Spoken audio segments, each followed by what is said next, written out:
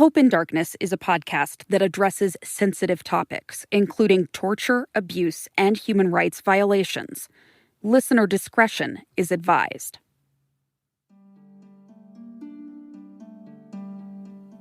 By spring of 2018, Josh and Tammy got to spend more time together, thanks to the efforts of shipping tycoon Wilmer Ruperti.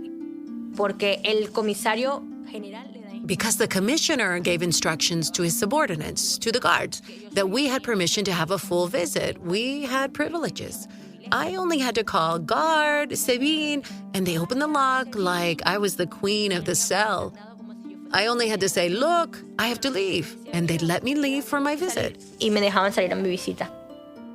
Josh moved again to a new cell within the political prisoners part of El Helicoide, one he would get to stay in all by himself. It was recently painted. There are no cockroaches. It actually had an AC unit in it.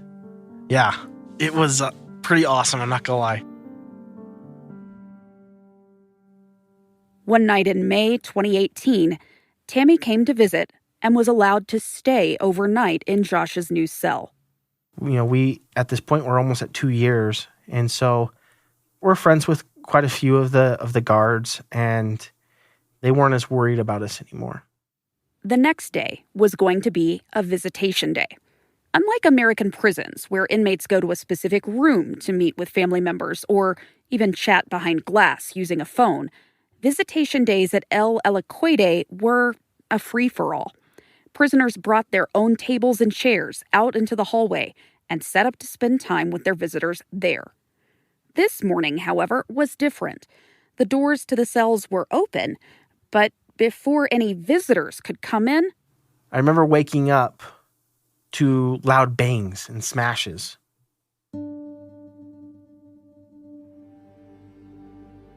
Within just a short period of time, his situation would go from greatly improved to life-threatening. They're saying that they want to kill me. They're saying that they want me as their guarantee. I know that he is afraid for his life right now.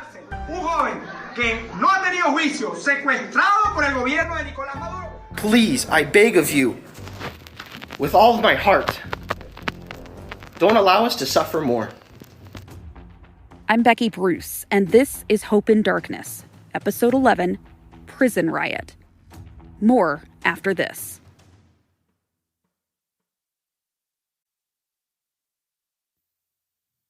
Josh says the prison uprising in 2018 started over, of all things, Wi-Fi. We've talked before about the divide between the political prisoners at El Helicoide and the common prisoners, people who were in jail not because of their disagreement with the government, but, for lack of any better terminology, what we'll call ordinary crimes. Los presos comunes son tratados como animales.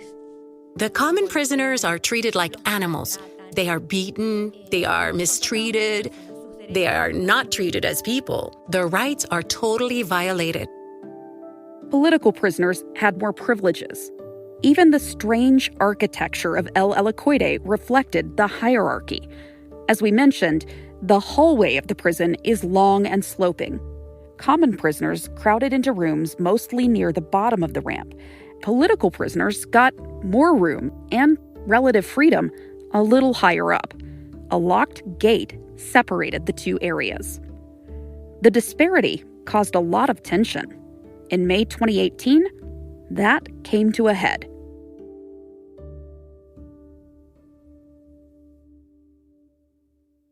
A few days before Tammy spent the night in Josh's room, a political prisoner named Gregory claimed his Wi-Fi device had been stolen. And so from that point on, for the next couple of days, he was fighting with a lot of people, and he was saying a lot of bad things. Gregory eventually went after one common prisoner. One of his cellmates, and he started saying that he was the one that stole his Wi-Fi. And that cellmate happened to have a brother and some cousins that lived at the bottom part of the jail. There were upwards of 3-4 people that would actually run that cell and tell people what to do, where to do it. And 2 of those people that were leaders in that cell happened to be connected to this one person that Gregory was getting it into. The disagreements simmered until Visitation Day. The gate between the common and political prisoners was open, so all of them could move freely into the hallway. It also gave the common prisoners access to areas they couldn't always reach, such as a room with free weights in the political prisoners' side that the inmates used as a gym. While the common prisoners were transitioning from where they stayed all the way up to the very end where the gym is, Gregory was up there trying to buy cigarettes. And since their door was open, they had free roam to the rest of the prison. There was 8 of them. They snuck themselves up to the very top as if they were just going to where they were supposed to go. Gregory didn't realize that they were there, and they ended up grabbing Gregory and throwing him in between 2 locked cell doors so that no one could come in and no one could go out. They had one person holding the door so that Gregory was stuck. And from that point on, the other 7 people didn't hold back. And Gregory came out of that very, very hurt.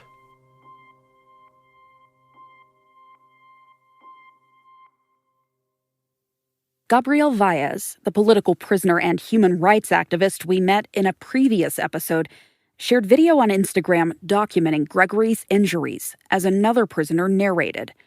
Gabo believes the guards set Gregory up for that beating, that they staged the scene and laid a trap for him. Desfigurado su rostro dentro de esta cárcel, un joven que no ha tenido juicio, secuestrado por el gobierno de Nicolás Maduro. Aquí están las consecuencias.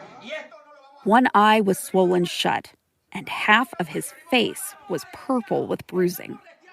When we came out, hearing the commotion of everything that was just going on, we saw Gregory for the first time and we were shocked. We were shocked at what we were seeing.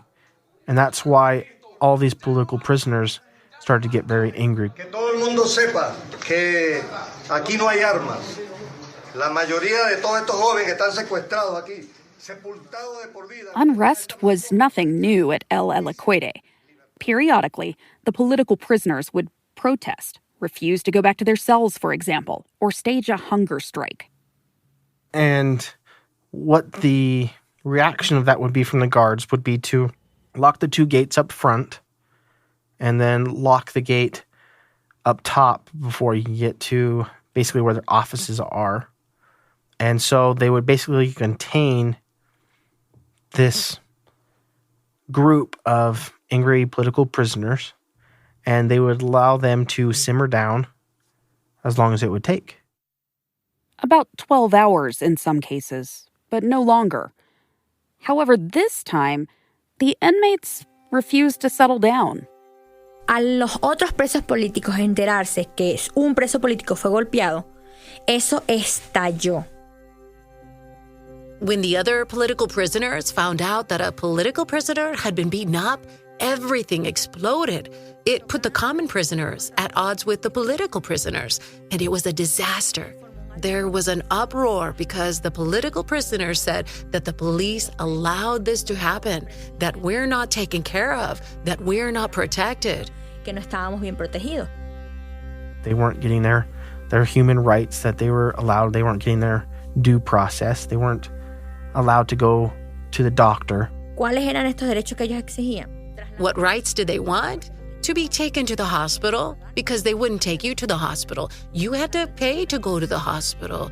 To be taken to court, you had to pay to get a ticket that you said you needed to be taken to court at this day, at this time. You had to pay for everything. So they wanted to reduce the corruption. Entonces, ellos querían que disminuyera la corrupción. There was a handful of things, and every single person had their own problems. So it was finally the last straw. It was the last straw for Josh and Tammy, too. In the past, they had stayed out of these disruptions because they didn't want to ruin their own chance at freedom.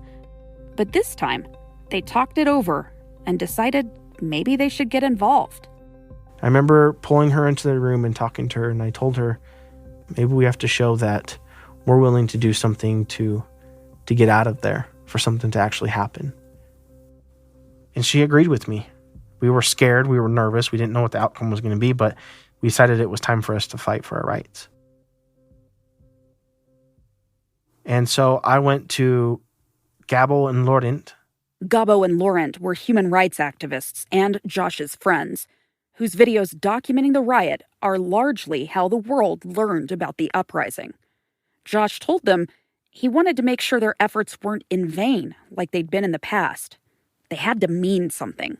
And I don't want this to be like all of the other uprisings, to where we fight, we scream, we yell, we cry, and we plead for whatever it is that we want. And at the end of the day, we end up just going into ourselves and nothing comes out of it.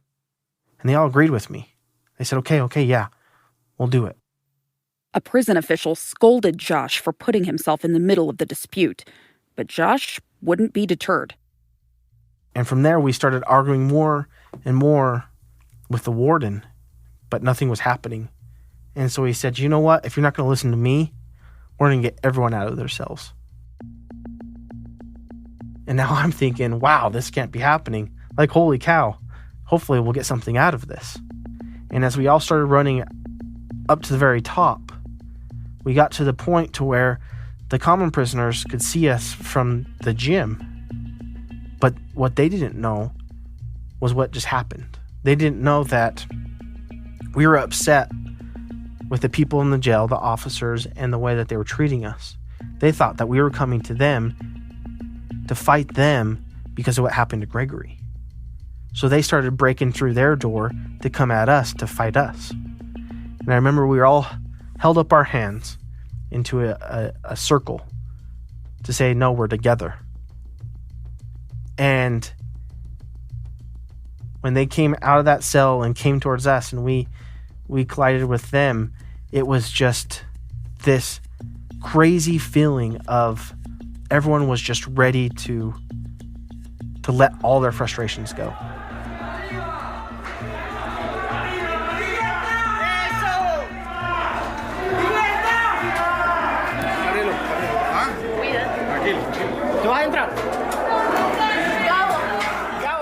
I didn't realize what we had done until we started going back and everyone started breaking doors, breaking glasses, breaking the computers, popping all the light bulbs.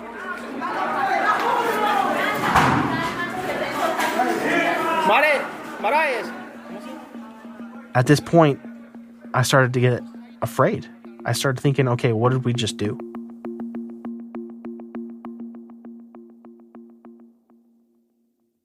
Before we went up top to break the rest of these people out, I had put my wife into my room. I told her, don't leave.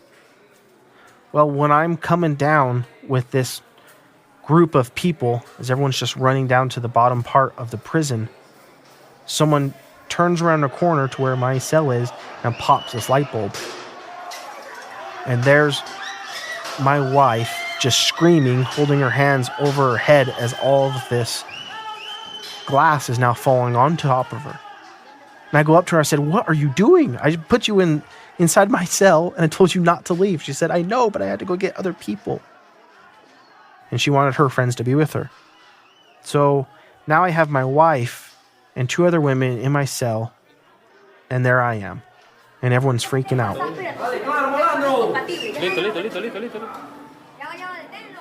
Josh went out and grabbed another political prisoner friend, Cappy, so nicknamed because he was a captain in the military.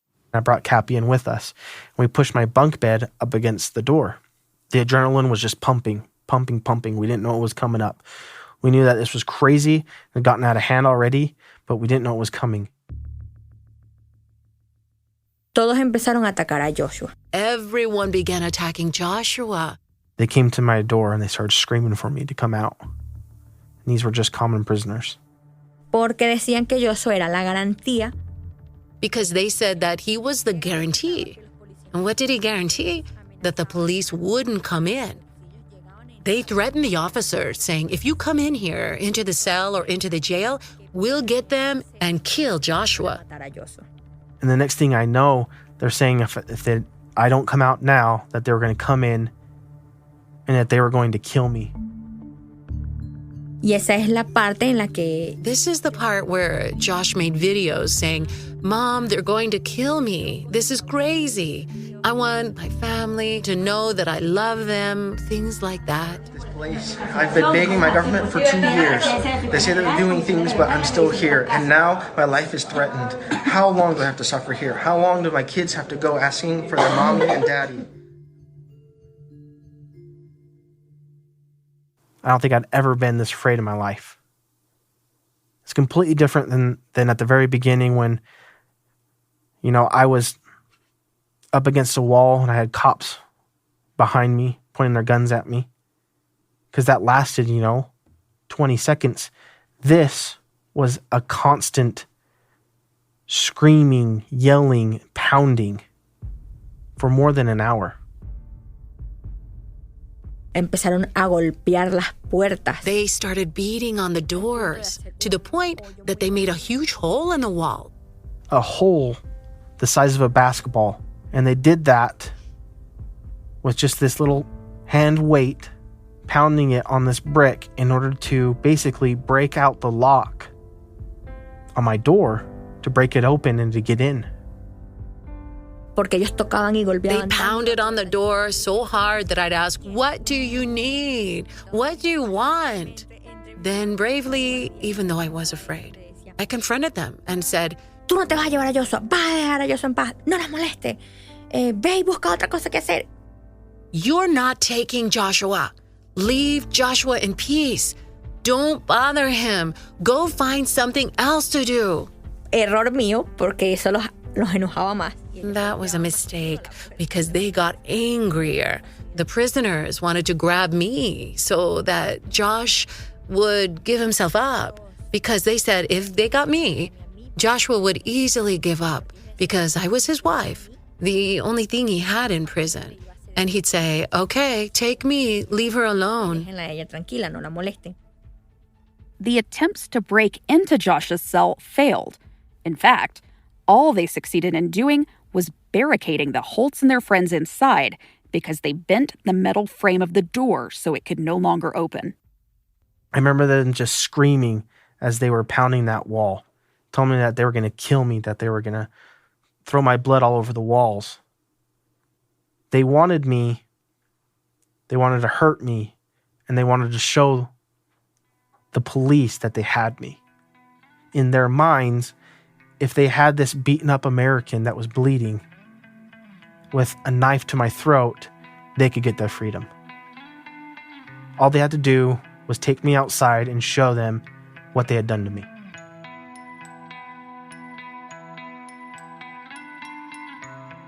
The Holts found themselves trapped in a windowless cell as the chaos continued in the hallway outside. More after the break.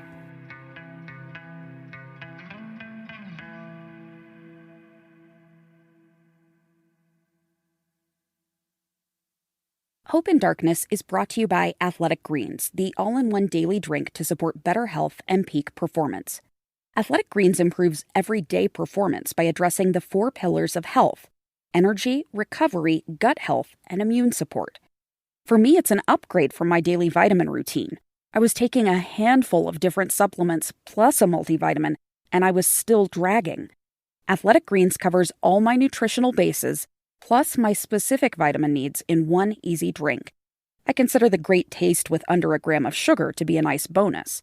Even more, no harmful chemicals, GMOs, or questionable additives. Whether you're looking to boost your energy levels, support your immune system, or address gut health, now's the perfect time to try Athletic Greens for yourself. Simply visit athleticgreens.com/hope to claim my special offer of 20 free daily travel packs with your first purchase, a $79 added value. Again, that's athleticgreens.com/hope.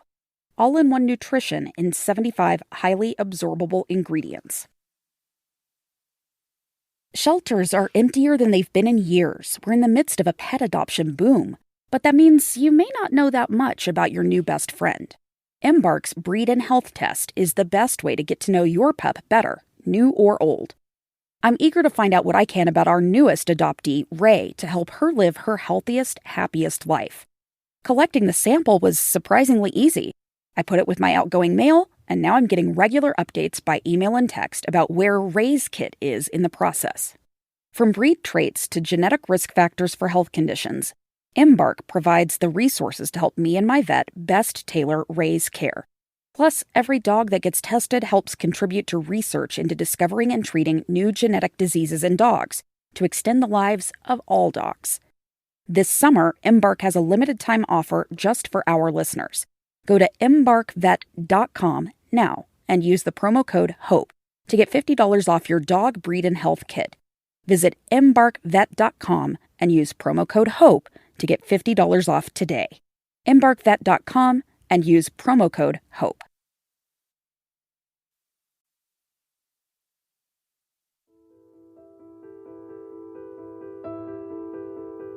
Lori Holt was at work when she first heard about the riot. She had her boss that just found her in the hallway just screaming and crying, and her boss came up. She says, "What's going on? What's going on?" And she couldn't really talk, but she finally got it out, saying that Josh is in danger. They're going to kill him. So now her boss has my mom's phone in her hand, and she's calling all of these people. She's calling Senator Hatch. She's calling the mayor. She's calling every single contact that my mom had, and no one's answering their phone, which is making the situation even harder for my mom. Finally, she dialed one last number. It was Mia Love's number. The former congresswoman from Utah's 4th District immediately knew the situation was dire. She did her best to calm Lori while also reaching out to other players behind the scenes. So Mia hung up the phone and started calling all of her contacts. And from what she told me, she got a hold of everyone that she could get a hold of in the government to let them know so that they were aware of the situation that was going on.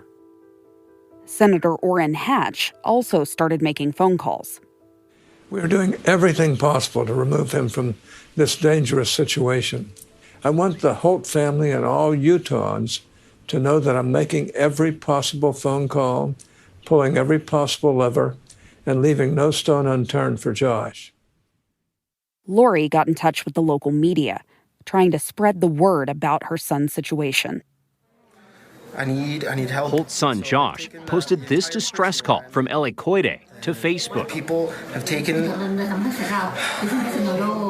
entire prison. I can't say that he's okay. I don't know. They're saying that they want to kill me. They're saying that they want me as their guarantee. If I could change places with him, I would. If I could go there, I would. Josh couldn't know how many people were working on his and Tammy's behalf. And I realize now that it probably wasn't the best decision to call my mom. I probably should have called my dad. But I was a mama's boy.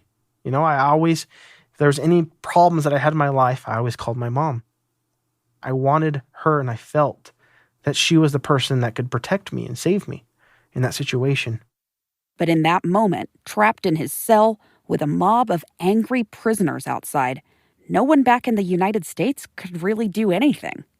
But someone else could.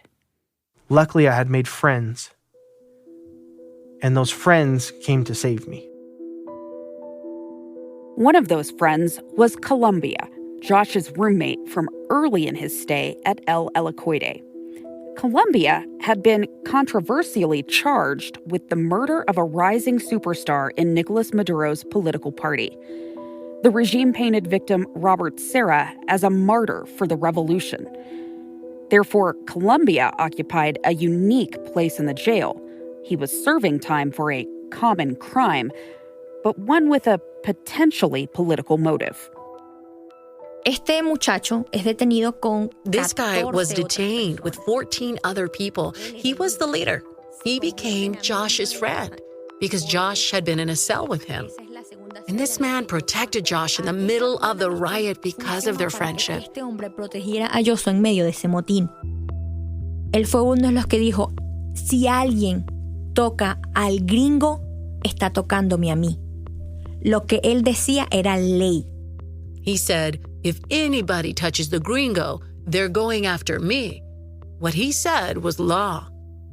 Colombia's intervention helped calm the tensions and also built a bridge between the two factions of prisoners. They stopped fighting with each other and united in a common cause, the fight for human rights. Because Josh and Tammy were now willing to get involved, the prisoners decided to use them as leverage. Entonces, gracias a esa protección de Colombia, thanks to the protection of Colombia, we could leave the cell where we were locked up and move to a safer place for our friends, but not for us. Segura para ellos, pero insegura para nosotros. And they were afraid that the Sabine was actually going to come through the roof of my cell to get me out of it because I knew where I was at. Entonces, they moved us so the police couldn't get Josh. Because the moment the police got Josh or me out of there, the riot was over. The prisoners wouldn't have anything to negotiate with, and it wouldn't make sense for them to keep fighting. The riot dragged on overnight and into the next day. Everyone that's in that prison, especially the political people, we're doing everything we can to get the knowledge out of what's going on. Hello, this is Joshua Holt. It is 2 o'clock in the afternoon. This is our second day of the riot. I still have no information on what's going on. Before, you'd be very, very careful with the things that you say, the things that you publish. You wouldn't ever put videos out or pictures out. I mean, I'd always take pictures or videos and send them to my family, but that was something very dangerous to do because it was to get into the public. The guards would know that you had a cell phone. Well, now that we're going through a riot, we knew that they were going to turn the whole jail upside down and find everything that they could. So in our minds, it was, we're getting out, we're getting in the news, everything that we can. Mi nombre es Gabrielle Valles, soy activista en derechos humanos, secuestrado por el gobierno venezolano. I have asked my government over and over and over to help me. And from what I hear, all they do is they call Venezuela, and Venezuela doesn't want to answer. Le pedimos a todo el pueblo de Venezuela y América Latina que nos acompañe y alce la voz de protesta porque ya basta de tortura y de violaciones. We are here fighting for freedom. Helicoide, centro de tortura del SEBIN. That is stuck here in Venezuela just because Venezuela and the United States aren't friends. So I have to live in this. I need the help of my people to come and get me and my wife. Please, I beg of you, with all of my heart. And word did spread. The timing may have helped. The riot began just days before Venezuela was due to have elections. Opposition leaders protested in the streets at the same time conditions deteriorated inside El Helicoide. There's nothing that we can do. They don't follow their own laws. How long have you been in prison? 4 years in prison. And without... How's your trial going? It doesn't exist. All the while, the political prisoners continued to argue for their freedom, and the common prisoners asked to be transferred to another facility, one where they believed they would be treated more fairly. Ellos tienen como un eslogan. Ellos dicen, del SEBIN sales muerto o no sales. They had a slogan, from SEBIN, you leave dead or you don't leave. Because there are people who are there for 5 years who are technically free, but they're still prisoners. Y no los dan en libertad. After fighting with them for a whole day and a half, they were finally given permission to be moved to a new jail. And so everyone was super excited. Todos esos presos comunes. The common prisoners are put on a red bus and taken out. Son subidos o montados en un autobús. Un autobús rojo, los tenían afuera. There were over 70 people that left that day. Todos iban para allá. Ellos estaban They were so happy because they thought they were going to be taken out of El Helicoide to be taken to a different jail.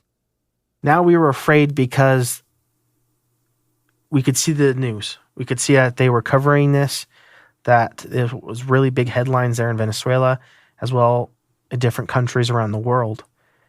And the Venezuelan government actually released some type of news stating that there were people inside of the Sabine that were armed and that they were going to have to take care of it. And this had happened maybe 6 months to a year beforehand, where there was a prison riot. A couple people were shot and killed. And the outcome of that riot was basically the police officers all going in and killing every single person in that prison. Al momento en el que sacan a todos los presos comunes, yo soy yo. The moment they removed all the common prisoners, Josh and I talked as a couple. This isn't going to come to anything good. But if we keep doing this, what are we achieving? They could separate us. They could send me to a women's prison, and they'd leave you here. Que a mí me manden a una cárcel de mujeres y a ti te dejen aquí. I shouldn't have been in that prison. I should have been in a women's prison. The women who were imprisoned in that jail were there for an important reason. But the only reason I was there was because I was his wife. Por la única razón que yo estaba en esa cárcel era porque yo era su esposa. And that was, our biggest fear was that we were going to be separated. One of the biggest blessings that we had was that we were together. El abogado... Our lawyer called us. He said, look, there's an offer for you too. If you quit taking part in the riot, I have an offer for you. Participar en el motín, hay una oferta por ustedes. They told us not to worry, that we weren't going to be separated. That was a promise that they were given, and that the only thing that they wanted was for us to basically give ourselves up. And that if we didn't do that there would be repercussions.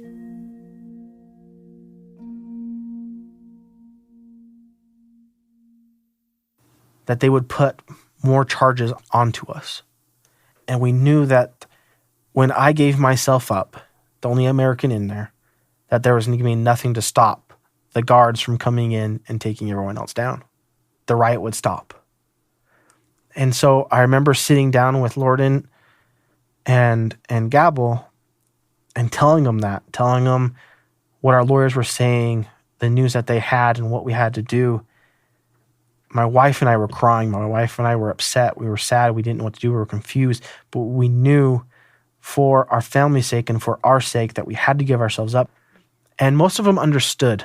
I think they all understood, but they were all crying at the same time. They all knew that we had to do what was best for us.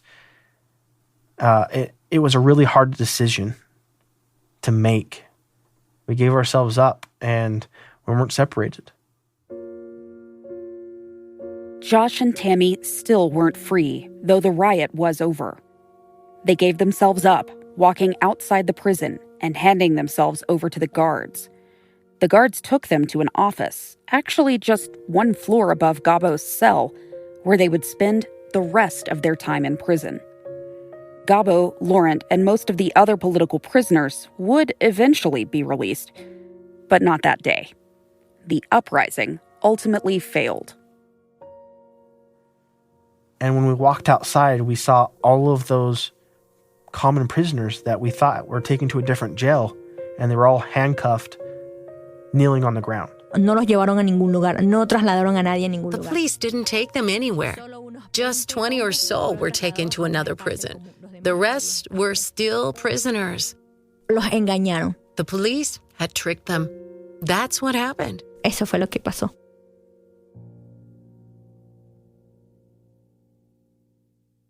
Next time on Hope in Darkness. There have been 3 or 4 times when we've been told, he's out, he's getting out, get ready. And we're like, uh-huh. And then our phone just started going nuts.